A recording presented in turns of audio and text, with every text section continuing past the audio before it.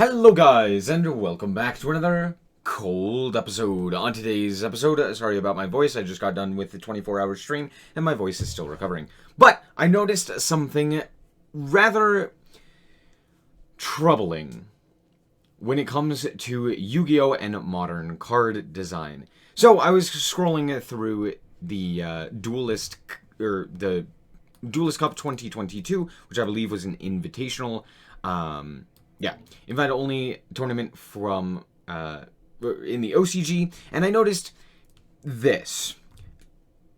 7 out of the 8 top spots were taken up by Ishizu Terra Element. Now, this isn't anything too surprising, but this isn't really what caught my attention, but it was more so the comments. All of these comments are basically saying, hey, this format is really boring because it's the same decks all the time. And this person in particular brought up a good point.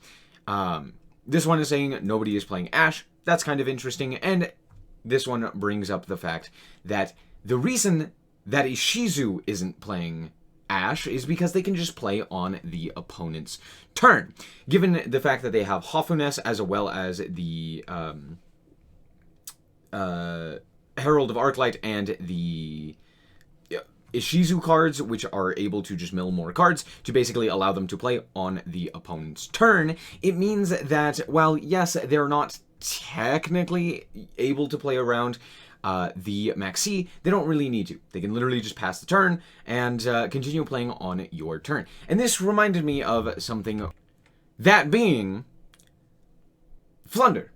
Flunder does a very similar thing. However, it does require a bit of setup. And the whole idea is basically, hey, I'm going to play on your turn through things like Robina and the Dreaming Town to just basically allow you to continually play and, play on your turn, play on the opponent's turn. And the thing is, these can be incredibly oppressive and very difficult to deal with decks. Now, granted, Flunder has a lot of issues, but when it comes to Terra Element, they don't really have those similar issues. Sure, if you were to turn off the grave, yeah, there's not really a whole lot there that they're going to be able to do.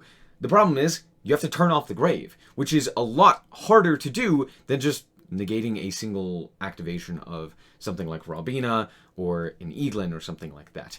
And so with the card design from Terra Element as well as the Flunder decks, it seems to be that Konami is moving towards power creep in a way where people are basically playing on both turns. And in a turn-based game, that seems to be the highest form of power creep, where turns basically don't matter and it's solely a matter of what phase of the game is it. Is it the main phase? Great! Both players are able to play their game as if nothing has happened. I don't know what you guys think about this. I'm honestly not exactly the most excited to see this, to hear, or just like notice that this is what is going on, just because it kind of sucks, It's really not fun to have both players playing on both turns. It makes things kind of confusing, but more importantly, especially in paper, but more importantly, it's something that's not really fun when you're trying to play the game and your opponent all of a sudden cuts in and plays their game real quick, and then you continue to go play your game, and then you pass back, and now you're going to cut in, and you're going to play your game. It's just not quite as fun. Sure, if you're doing the mirror match, I'm sure it's great, but that's just kind of something that I noticed and was a little bit worrying, just because it kind of takes away the core elements of the game.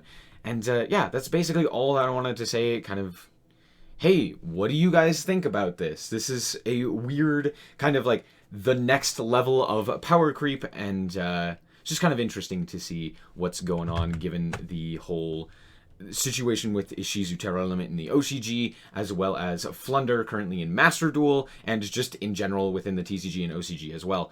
But yeah, let me know what you guys think. Do you guys like the idea of the opponents being able to play on your turn, or more specifically, you being able to play on the opponent's turn as well, and that kind of back and forth in terms of moving towards power creeping in that direction? Obviously, the game is going to get more more powerful overall with the introduction of these cards, or just cards that are stronger in general.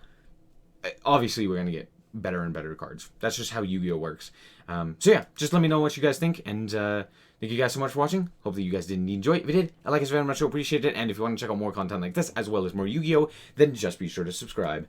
Anyway, thank you guys so much for watching, and remember to always stay frosty. Bye-bye.